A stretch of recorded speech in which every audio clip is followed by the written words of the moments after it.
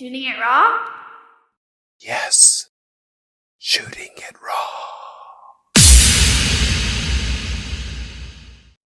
In this episode, there are going to be some pretty heavy topics. One of them is suicide. And in case you need any support, I'm sure you can use the internet to figure out what urgent help there is in your city or area. They exist. Helplines do exist and are there for a reason. Yeah, so listen in to this episode, but be warned.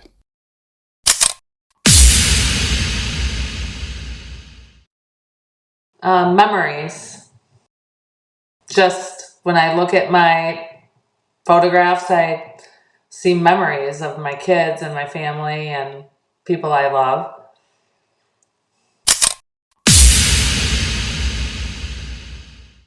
Okay. Awesome. Am I supposed to say more? No, listen. No, it's basically riffing, and however you answer is the right way to answer, right? Like that's just it. So I hope that's a gin and tonic. No, I wish it was. Okay, well, first of all, Betsy Gall. Am I saying your name correctly? You are. Betsy Gall? Yep.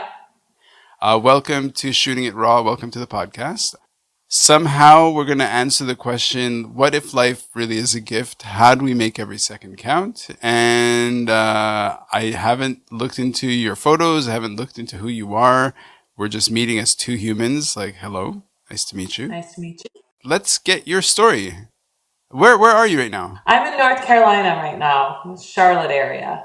Oh, okay. Yeah. Nice. It is. Yeah, the closest I came to you was I was just in Savannah like a month ago or so. Yeah, that's beautiful too. Okay, so shall we dive into your photos? Okay.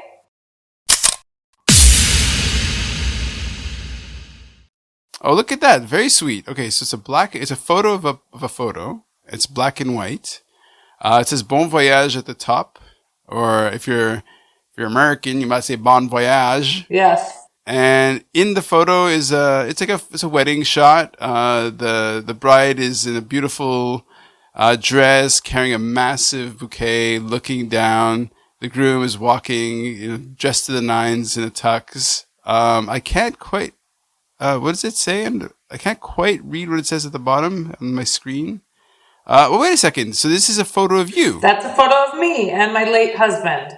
Okay. On our wedding day, yes. Okay, so do tell.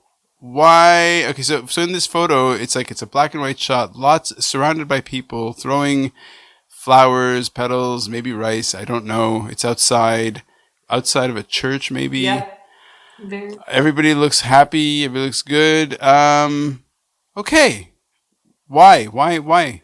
Well, that photo was meaningful to me because it represented something that I thought my life was probably going to be when I was that bride in that photograph, 29 years old, marrying my husband, Matthew Gall, who was an oncologist, and we were just starting our life together.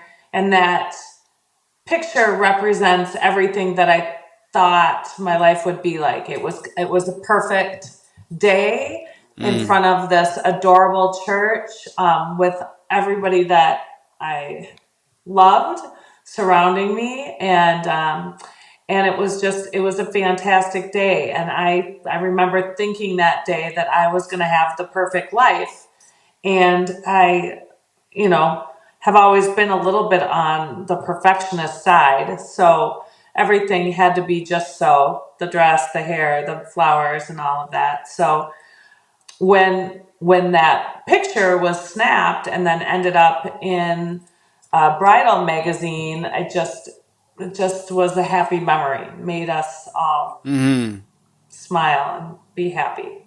Mm-hmm. Oh, for sure. That's a heavy standard to set for yourself, though. That everything has to be perfect. Yeah, and I realize now that I'm older that there really is no perfect. And it's made my life easier knowing that now. But for a long time, that was the standard that I put on myself. And Mm, my husband, frankly, did too. As a physician, he was expected to know all of the answers all of the time. And so we were both just high achieving, high performers. And, mm. and it was, yeah, it was, we didn't know any better at the time, I should say. Now I'm older and I'm wiser and I know. Look, you learned from your hard knocks. You learned from, at the time, that's where your mind was. And that was a great recipe or tactic or whatever for getting through your day and being successful. And the image is just spectacular. The moment, very beautiful. Okay. Okay. So look, this is what the really interesting thing is. So we're just meeting Right. in your head, in your brain, is all of this experience that we're showing up now. So you make the choice of starting our little story with this photo. Yeah. And my main, I'm asking myself, okay, he was an oncologist. Were you in university at the time? Like, what was that all about? Like, how did you guys meet? Where were you at that point in time? So, well, the actual picture was taken in my hometown. We were married in my hometown of Edina, Minnesota. We were living at the time in Chicago, Illinois. Matt had just finished his residency, and I worked for a design firm, like really fun, cool, hip design firm in the city. And we were just starting our life together. So when the photograph Mm, was taken, it was in our hometown, but we were residing in Chicago at the time. right, Yeah. right. And you said your late husband. Yes. Okay, well, my condolences. Thank I you. don't know where your emotions are, where what that is all about. So, where are we going from here? So where we're going from here is what happened later on in our life. Our life was very good and ended up moving back to Minneapolis after Matt finished his residency, settling down. He joined a private practice. We had three beautiful children and a beautiful British cream golden retriever. And Hmm. life was really good. Life was great. And as time went on, the pressures of being a doctor I just noticed that it wasn't what I had thought of growing up as a little girl. A doctor, that was just, they were so respected and important parts of the community, and I had no idea how much pressure our physicians are under. Hmm. So Hmm. fast forward, and my husband and our children and our puppy. Well, she wasn't a puppy anymore. Hmm. We moved to North Carolina for my husband to start a job at a small private practice. And it was here that things took a turn for the worse, and he ended up taking his own life on Thanksgiving Day of 2019. So I had just felt God wrap his arms around me when we got here and kind of whisper, buckle up, it's going to be a bumpy ride. I didn't know what was happening because Matt had always been just the happiest person. And Hmm. if you think about it, it's so complex and complicated because he literally went to work every day to save lives. Yeah. So it was very confusing and it happened very, very fast. So I felt called to write a book, and I did. I wrote a book, and it's titled The Illusion of the Perfect Profession, because after Matt died, of course, you become an investigator, just looking, looking, Hmm. looking for answers. And through all of my reading and research, I found out that we actually lose a doctor a day to suicide. And Oh it's wow. not something that people like to talk about, and I feel like it's sort of a hidden epidemic among our Mm. physicians and healthcare workers. So I wrote a book and I talk about our story and what happened and the pressures that our physicians face nowadays. And I wrote it to share our experience, so, with the hopes that this never happens to another family. I Mm-hmm. also, wrote it because my life is really good. I I feel very blessed. My children are doing really well. And by the grace of God, we are here. And I love to offer hope to other people going through similar situations because while it has been tragic and very difficult, there are a lot of silver linings. And you Mm-hmm. really learn what's important when you come out on the other side of a tragedy like this. Right. Right. Ooh. Um, Yeah, uh, I caught you off guard.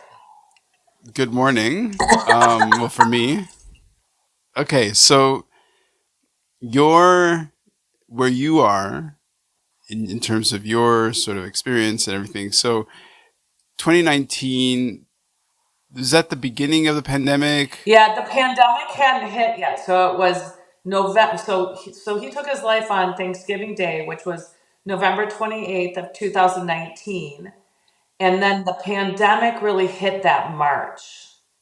Yeah. Yeah, so Yeah. that added to a whole nother level of fun for for Mm-hmm. us. That was very complicated.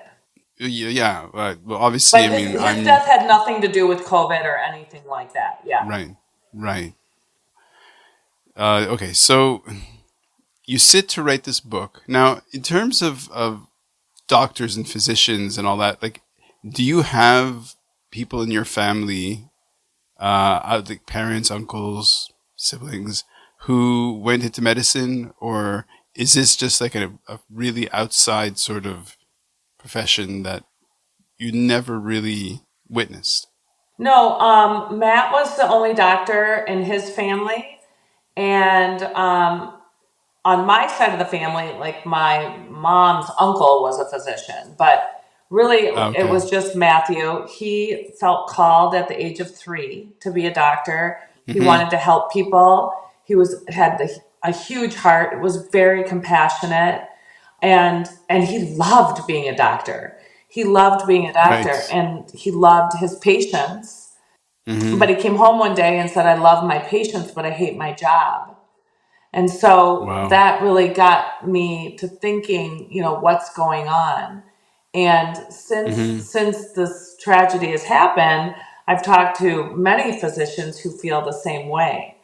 And Mm-hmm. unfortunately, it's not something that people like to talk about. It's hard. Doctors are taught in med school not to show any weakness, and Okay. they feel like they should be able to fix themselves. So when something like depression hits them, it's very shameful, and they have a very hard Mm. time seeking help, like my husband did. Right. I mean, that's clearly doctors are human and hit depression just like probably, I suspect, as much as everybody else. And, there is shame, I think, around mental health, anyways. Less so now than, say, 20 years ago, Correct. 30 Yeah. years ago. But, you're absolutely right. I guess that it's like there's certain people and maybe professions that the people are expected to just, how can you be, I mean, you save lives. How could you possibly be saddened because of the wonder and the sort of the amazement that you're bringing to people's families? But on the other hand, like being an oncologist, you're also seeing you're dealing with death and a lot of sadness and difficulty as part of your daily work. It's really hard work. It's very hard work, and especially when somebody is so compassionate. You know, I tell the story. Matthew and I, my one of my parents' best friends went to go see Matt, and he presented just with like a stomach ache, not feeling good. And it turned out he had cancer and he eventually died. And it was really, really sad. We were driving to his funeral, and Matt turned to me and he said, "Do you think John's wife is mad at me?"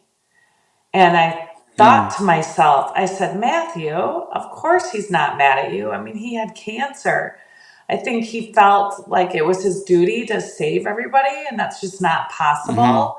And he was just so, it was, that's when I really saw like, this is not just a job, it's so much more than that. He felt just Mm-hmm. so called and, like I said, so compassionate and caring. And I just think all those deaths just took a little chunk of his heart. It was hard, Right. day in and day out. So, just please, what's the title of the book? It's called The Illusion of the Perfect Profession. Okay, and that will be, of course, in the show notes. The Illusion of the Perfect Profession. Your first book? My first book. Yeah. Respect, respect. Let's move on to the next photo. We have to. Okay.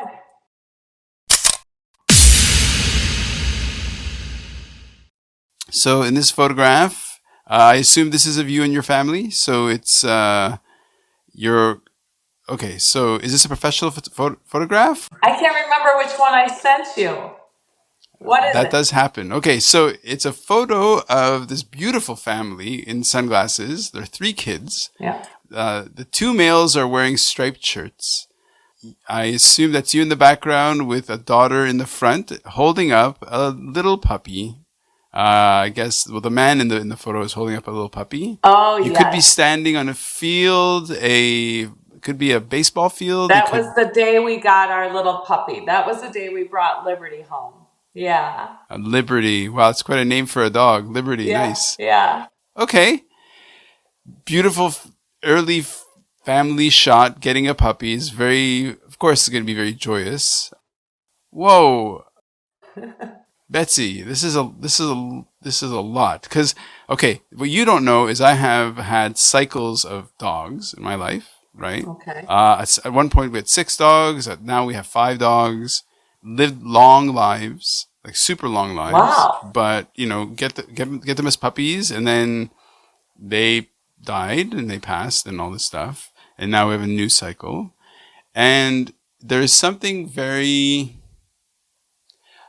yeah, for I think that like I think Jon Stewart just this week was talking about how he got his one puppy years ago and that his puppy died and he was just crying on camera just because just remembering his dog and I saw that. Yeah. yeah, yeah. And I think if you're somebody who's not a dog person or whatever, you're just like, yeah, whatever, what's the big deal? But in your case, Liberty, and in your case, this family photo.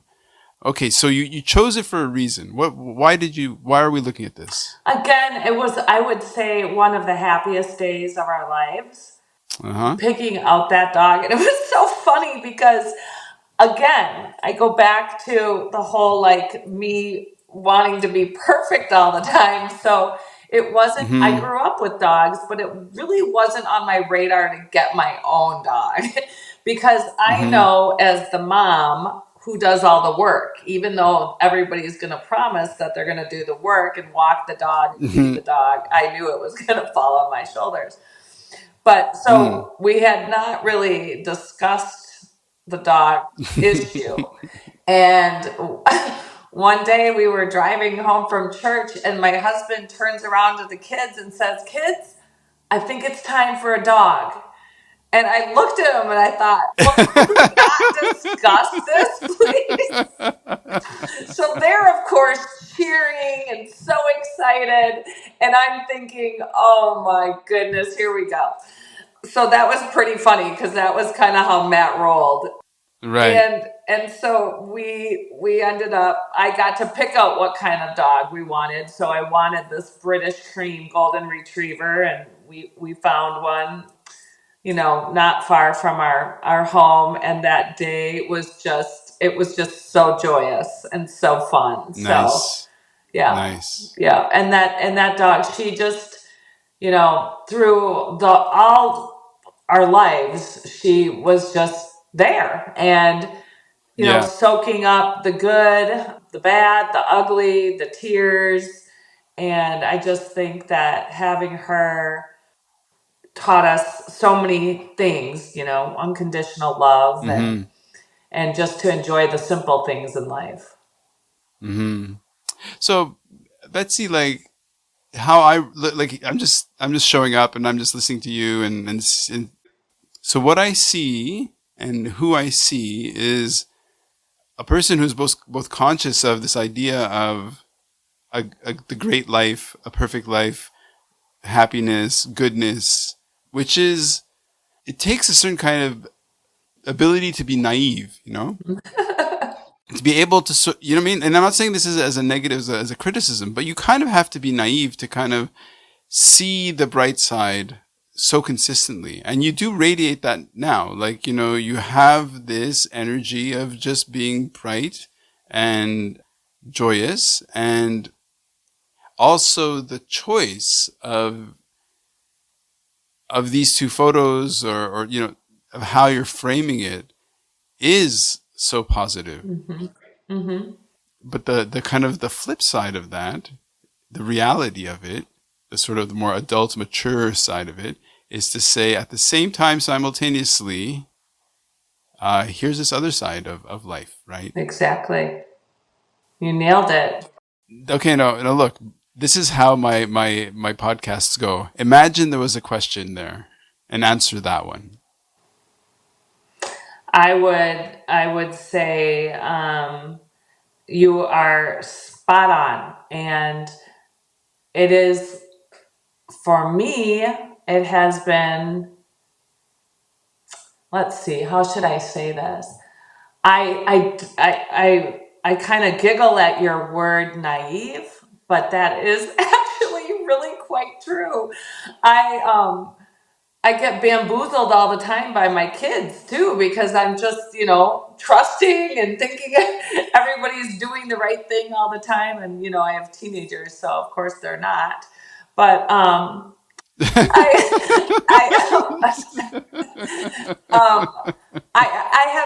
I guess I grew up with a father that believed that he was just so joyous and never complained. I never really heard my dad complain ever.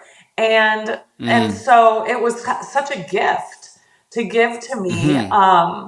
And I don't like to complain. I feel like I went into this life thinking, wow, here I am, a young bride to a physician. We're going to, have this great life. And then, we had three healthy kids and, the cute dog that added to just our wonderful life. And then Hmm. all of a sudden it flipped and, life got hard. And I would start to ask the question sometimes like, why me, God? Like, why me? I just couldn't believe that this had happened to me. And then I Hmm. would stop myself and say, well, why not me? I mean, this is Mm, life, right? I mean, I'm not any more special than somebody else that lives down the street from me. This is real life. And hmm. so I Hmm. have always kind of I've approached it as it is fun because life, I believe, is what you make of it. I tell my kids all Hmm. the time, if you think your life is going to suck, guess what? It will. Yeah. Um, and I also tell them, if you think it can't get any worse, guess what? It can. So, we count our blessings every day, and that's how I start my day is being grateful Mm, because I have had a great life. It has not been easy and it has not always been great. We've had a lot of sad days and hard days. And I have three very different children, all with their own, mm, challenges. Great kids. But woof, some of them have given me a run for my money. But hmm, I just think that when you're in it, when you're going through it, you need to have hope that things are going to get better. And they will. Mm-hmm. They Mm-hmm. will get better. Mm-hmm. But when you don't have hope, that's when things can get really, really bad. Okay, so you don't know this, but um, hmm, yeah. So right now, I'm living in Hong Kong, and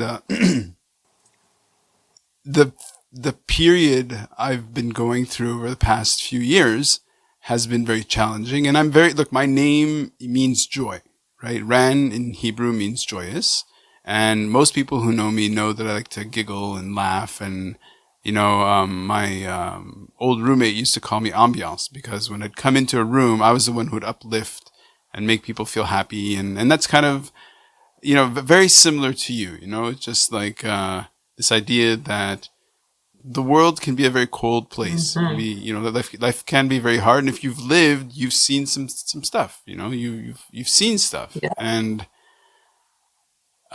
just listening to you talk has hit home like really deeply. Because to be honest, this past year I've also been asking myself, what's the point? Mm-hmm.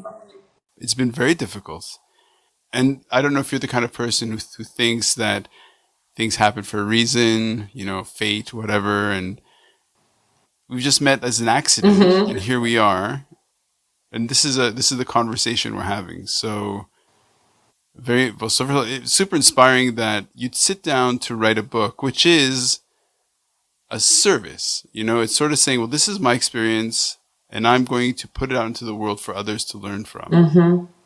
But where did that catalyst come from for you to say, okay, you know what, I'm going to write this. Mm-hmm. I'm going to share my story. Well, it started when I'm a real estate agent, so Hmm. I love my job, and I'm a landlord, investor, a flipper. I went to school for interior design, so I'm more artsy, Mm-hmm. and I'm not a writer. So when we got to North Carolina, Matt's depression hit pretty hard, and he literally became a person I didn't recognize. He was Oh also wow. a very joyous person, had never struggled with depression before in his life. He loved life, he was adventurous, he was funny. He was kind of exhausting to be around because he was just go go go. His motto was, "We got to get it all in." So I Yeah. mean, it Oh, was, nice. yeah. He was awesome. He liked to grill. He did the lawn. He liked to go bike riding. We went skiing a lot. And then all of a sudden, this depression hit him, and it was like smack, just hit him hard. He wouldn't get off the couch. He wouldn't mow the lawn.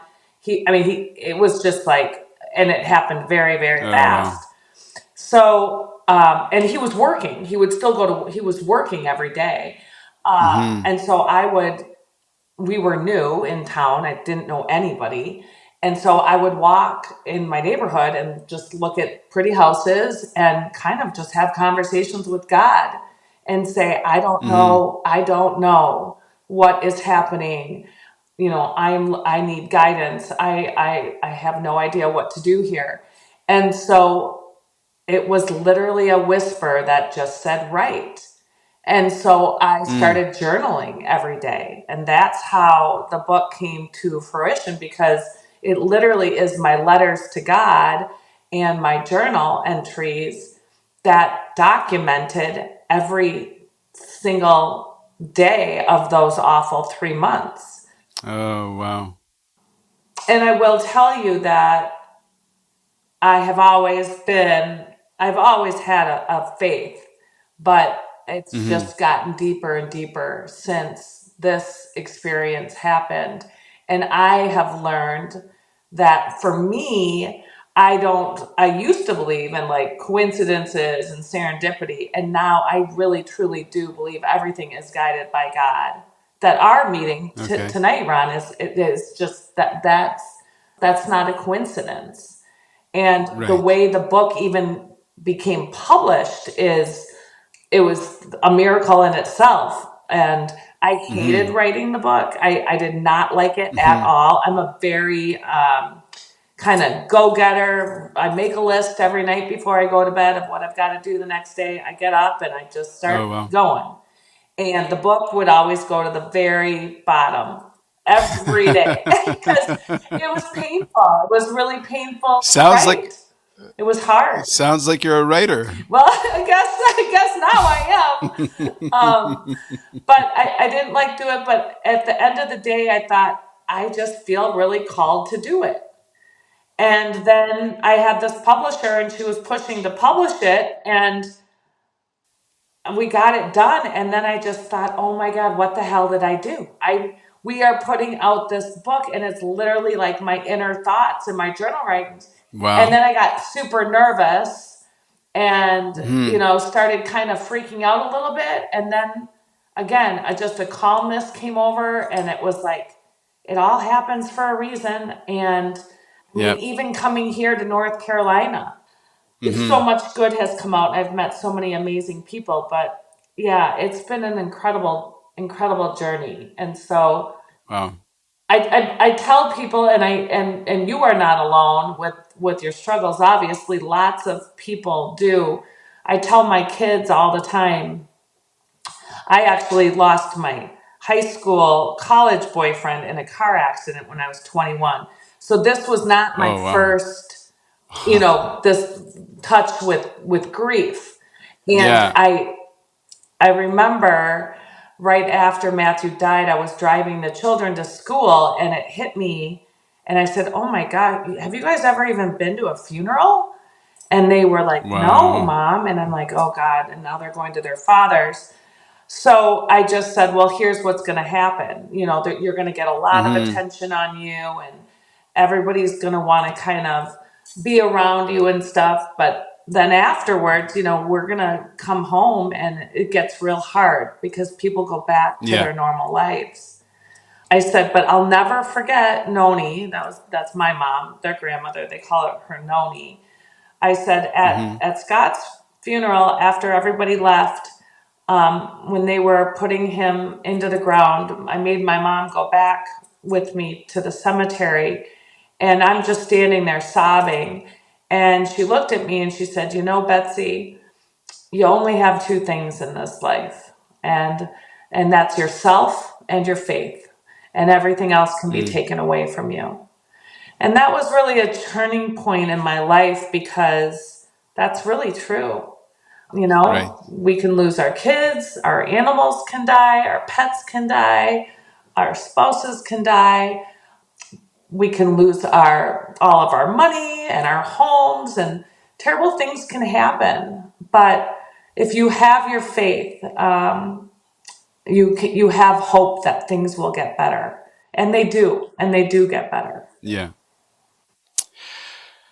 Whew. I Betsy. know. It's heavy.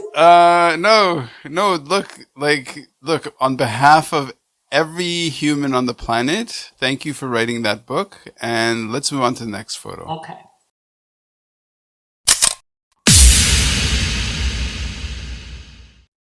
Whew. Okay. Sweet photo. Is that your kitchen now? Standing in front of a bouquet, a nice vase. Oh, is that with my book? That's with your book. That's with your book. Yeah, that's with the book. Yeah, I sent that picture because, I'm a mom and a real estate agent, and it just kind of goes to show you can do anything you put your mind to. And an author. Now an author. Yeah, now an author. Yep. You're so much more. You're so much more than these things. These are Oh, just titles. that's very nice. That's So the photo is of a sort of a table, beautiful wood table. Could be walnut, who knows? A very high table because it seems to be as high as your yeah, waist. yes, that's my center island. That's my newly remodeled Okay, kitchen that I did. Yep. nice. Yep. There's a nice sort of vase in the middle of the shot.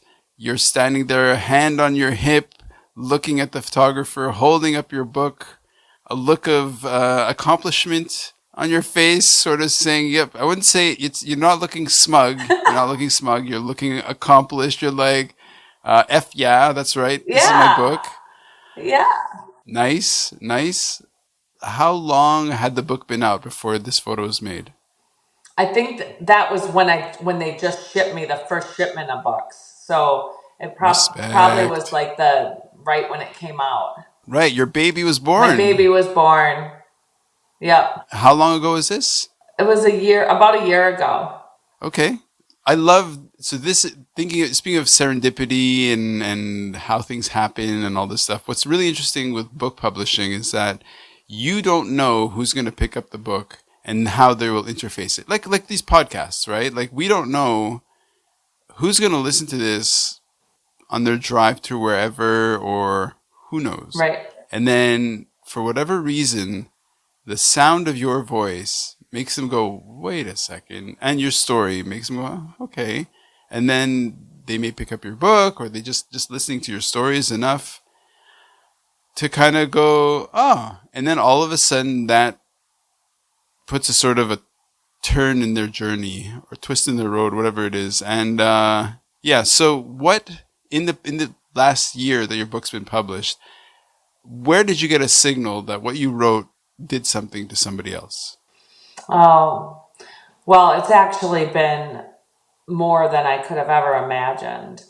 Uh, Oh wow. I have had, unfortunately, several physician spouses call me after their husbands have taken their own lives and said, "This is my Oh story." fuck. And I picked up the phone one day and this woman was just sobbing, and I could hardly understand her. And she said, I just finished your book. This is my story. And it just really hit home because Mm, while I'm not a mental health professional by any means, I can lend an ear, a shoulder to cry on for people that have walked similar paths. So that has mm, been it's heartbreaking and it's awful, but it's also very rewarding that mm, that they took the time to read the book and that it hit home and in some sort of small way helped them. I've also had mm-hmm, physicians reach out, which that has been incredible as well. Early on, a big private practice in the Twin Cities in Minneapolis, they had just lost another doctor to suicide, an anesthesiologist, and the chief medical officer called me and he said, we're going to buy 220 of your books and we're going to give them to every one of our physicians in our practice. And mm, that they said, this has to stop. The book is it's my journals. It talks about my early on story with Matt and our great life together, and then it does go into statistics, what's going on in medicine oh today. So we just need to spread awareness, and I'm really proud that the book is doing that. wow. Well, congratulations. Well, not congratulations, but more like, yes. You know, you have this feeling like this is something that needs to be out there, so Hmm. people kind of understand and see what's going on behind the curtain or Hmm. in the background. So take me to school. Like what do I need to know in terms of the statistics or I mean, not to put you on the spot, but like what can you tell me in terms of the nonfiction side of it? Well, the reality is that we lose about a doctor a day to suicide. And that equates to 1 million patients a year are losing their doctor to suicide. And that's a very frightening fact. As we know, Mm-hmm. it's not easy to get into med school, it's highly competitive. And so when we lose a physician, that just kind of screws up the whole system. Mm-hmm. Unfortunately, we are probably headed for a doctor shortage. And I Mm, think, just as a general public, that should be very concerning to all of us. We need our doctors to be healthy, and exactly what you said is they are people, they are not machines. And Mm-hmm. so I have found this like weird little niche of people that are, doing the same kind of work that I'm doing, and just trying to help.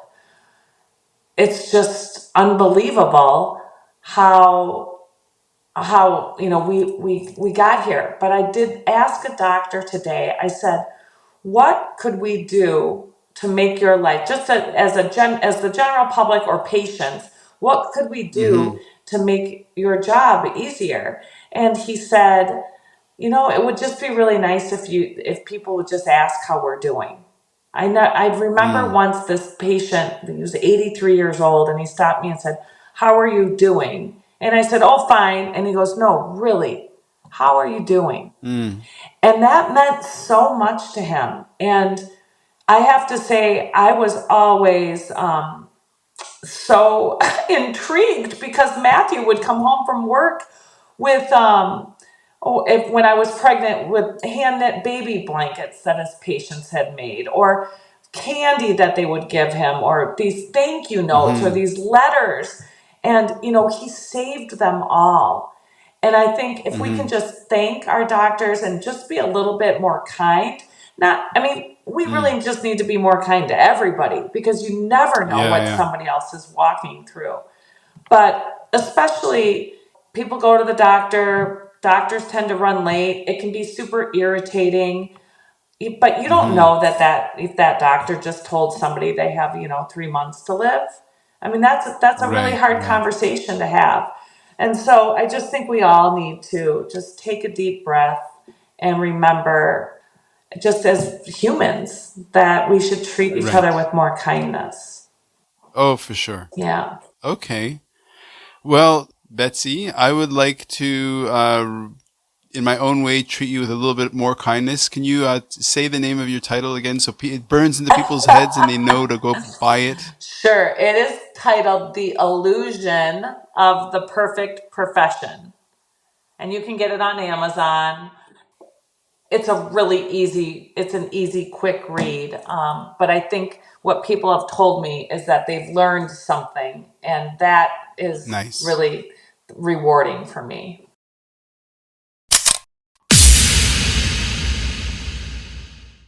Okay. So, hmm. Okay. So it's a photo of four people and a dog outside in what could be summer. It looks summerish. Yeah. So you're standing holding the leash of, I'm guessing that's Liberty? That's Liberty. Nice. Slightly older, nice coat. And then your two sons Yep. dressed nicely and your daughter, I guess. Yep. A sweet photo made outside. How recent was this photo made? That photo was just about probably like a year and a half ago. Okay. It's a great shot of a sweet family shot. You know, all of you looking a little older, Yep. a little bit more, experience, a bit more matured. What's this photo? That's my family, and that's our reality now. My husband is no longer with us, and it's it's the four of us and the dog, who unfortunately passed away last month. So we're dealing with that too. Mm, It's very sad. She was the best, yep. but that photo just symbolizes, like, that photo shoot we did. The kids and I had so much fun. We were laughing and joking and kidding around with each other. And I think our family photos just, they show that life goes on, Right. and you have to keep going. And Mm-hmm. while you never move on, you just move forward. Mm-hmm. It's important to do so. And I tell my kids, and I already said it, life is truly what you make of it. And everybody is going to have hardships, and life is about death, because we're all going to be Mm-hmm. Mm-hmm. faced with death.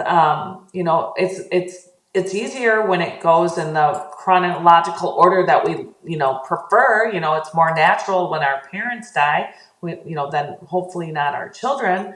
But it Mm-hmm. just is life, and you can learn so much from grief. It is a great teacher if you let it. It's important not to become bitter, and it's just so important to concentrate on all the good. And that's what I had to do with my journals and my writing every day. I picked something just to be grateful for, even if it was stupid Mm-hmm. laundry, and I hate laundry, but at least I had laundry to do to keep me busy. It's like we can be grateful for the little things. Yeah.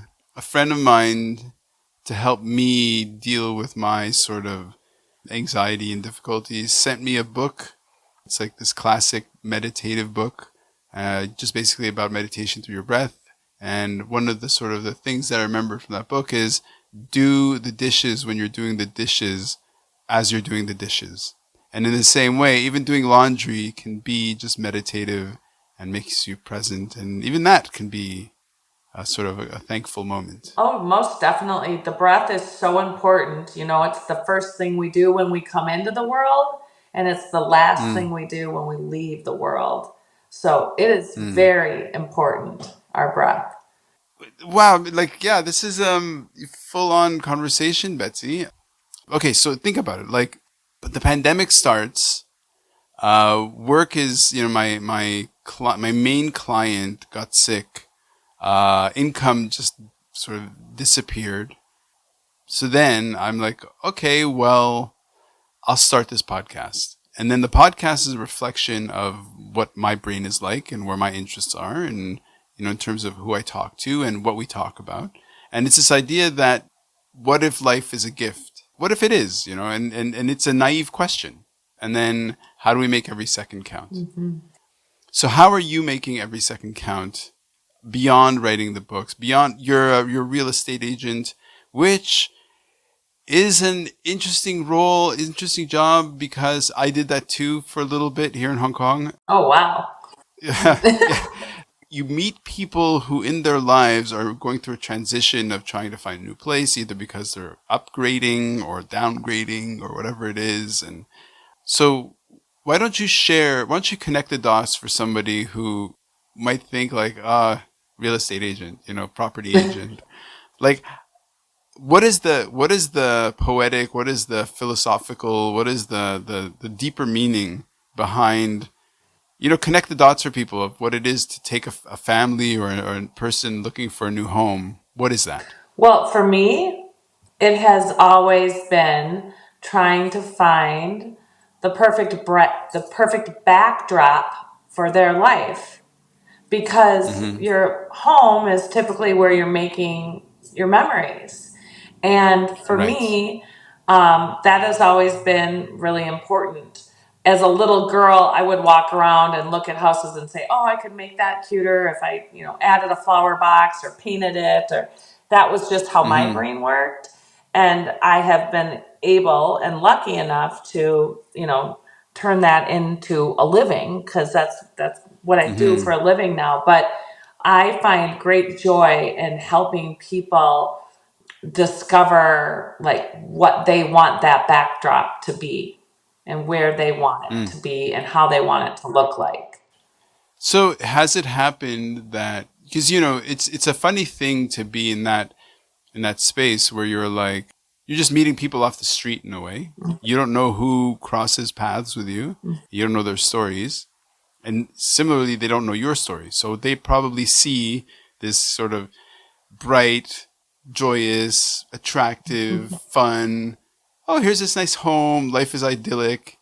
And then as you get to know each other and you kind of look, scratch the surface or open the book or whatever image you want to use, did you kind of bump into this, like people who've had, like, you're like, whoa, that's a really intense story, and how they kind of learn your story, or is that not, have you kept that quite separate?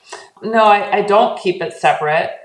I don't know, maybe I should, but I don't. I'm very open, and I tell everybody all the time, I wrote a book, therefore I am an open book. And I speak to Mm-hmm. book clubs, and I know, subjects off the table. I think being vulnerable is, a really good strength to have, because Yeah. Once we share, we have a connection, right? Because Yep. at the end of the day, there is no perfect house. There is no perfect Yeah. school. There is no perfect marriage. And as people, we surely are not perfect. So as long as we are being vulnerable and being honest, I think we can all connect on that level. And I Mm-hmm. like to connect with people. I'm a people person. So for me, that's important. I mean, I don't go around, screaming like, oh, my husband died by suicide. I mean, if it Right. comes up, we talk about it. And I always am like, woof, I got a story, oh, you got to let, Yeah. and everybody's like, whoa, yeah, that is a story. So Mm-hmm. I had never known anybody that had died by suicide. I had never known a friend of a friend who had died by suicide. So I got a crash course in it. And let Right. me tell you, it's been eye opening, and it's a very difficult subject, but one that we do need to talk about. Right. Well, I think, for example, to be an oncologist, maybe now much better than say 15, 20 years ago, it's a brighter conversation in the room, even though many of the conversations are very difficult. Hmm. So it's not that I'm floundering, but it's more like, how about you? Like, in the sense of, because there's the grieving in the morning and trying to kind of get beyond. So for somebody who's listening to this, and this is a very difficult episode and conversation to listen to, but like, where are you in your journey of so clearly it's a few years after, Yeah. and you're still putting your life together. Hmm. And I don't mean to be asking a question that opens a wound, but where are you in your healing?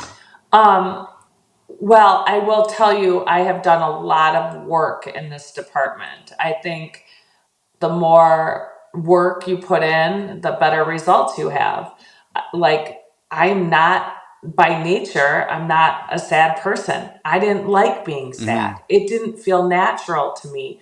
I wanted to know that there were going to be brighter days ahead. So that's what I Mm-hmm. focused on. I wake up every morning, I start my day in prayer, meditation, gratitude, and journaling, just every day, no matter what. Some days it's 20 minutes, Wow. some days it's an hour, some days it's 5 minutes, but that's how I start my day every day. And then it was really important for me to continue to take care of myself. I like to work out, I do a lot of yoga. And a funny story. I thought I was going on a yoga retreat, but it actually ended up being a silent meditation retreat. And so Oh, wow. it was actually the coolest thing because I tried to meditate, but I really never knew Mm. how. And I went on this retreat up in the mountains in North Carolina, and it was so fantastic. And I couldn't talk for 3 days, which I'm sure my kids would have loved to have been there. But it was just silent, and we meditated, and they taught us how to do it. And I thought that that was really beneficial and super cool. Mm-hmm. And then also, we all went to therapy. We did family therapy, and then we each had our own individual therapists. And I did Mm-hmm. that like weekly for 3 years. And then, Oh, in wow. addition, I also joined a suicide support group because suicide is just it's just very complex. Everybody is blaming themselves, and I wish I had done more, and what did we miss, and all that. So that group for me, they were all women up in Minneapolis, and I still am part of that group. I'm not there anymore because I moved back to North Carolina. We did a little back and forth, but Mm-hmm. that has been really important. And then I do still go to a widows group here in North Carolina that meets once a month. So I think Wow. I've worked really, really hard at my grief. And also, because I did lose Scott back in 1993, I Mm-hmm. knew what to expect. I knew the feelings. I Wow. knew that, 20 years later, I would be okay because I was okay back then. And it doesn't take 20 Mm-hmm. years. But what I'm saying, what I'm Yeah. saying is that here I went from being my college sweetheart, thinking my life was over at age of 21. Then I went on and had a great life, and had three kids Yeah. and married Matthew and all of that. So I feel like the next phase of my life is going to be equally as wonderful. And I'm in a really good place, and my kids are too. So that's really important. Do you know offhand any resources that people can check out? If somebody's listening to this right now and going like, "I need help right now." Like, is there a resource you can just right now pick out of your head, or I'll just Yeah, I think there's like you can even well, and I don't know. I mean, in the United States here, you can dial like 988, and that's suicide. It gets you a suicide hotline. But there are so many prevention numbers that you can call. And I urge people that if they are struggling in any sort of capacity, to reach out and get help, because there is hope, and you can get Mhm. through it, and you can come out on the other side, and just to not give up. Just don't stop fighting. I really believe that with all of my heart, and Mhm. just know that God loves you, and he is good all the time. So it's hard. I know Mm. life is really hard, and I also think everybody needs to take protections on themselves, and you need to do what's good for you. And if something isn't Yeah. good for you, then don't do it. I don't watch the news anymore. I found it to be too heavy. And so I just had to cut it out. And I'm not ignorant to what's going on. I don't want to, No. but People talk about what's important for yeah, sure. but I can't take that heaviness day in and day out. And it used to be a part of my life, and it's just not Yep. anymore. Oh, Betsy, you know, yeah, this was a really important, really great conversation, and thank you for. Look, it's already been an hour. It's already Yeah, been our time. I know. That was so nice to chat with you. I'm really glad that this was my first podcast. I've never done this before. So Really? Ah, you you're a made it pro. so fun. You're a pro. You're a pro. You're Oh, awesome. oh, Look. I'm a Canadian. We love to hug. So look, big hug. big hug. You're amazing. You're great. Oh, thank you. I think you are too. Oh, okay. Well, good luck. Thank you. All You too. right. Okay. Take Bye. care. Shooting it raw? Yes. Shooting it raw.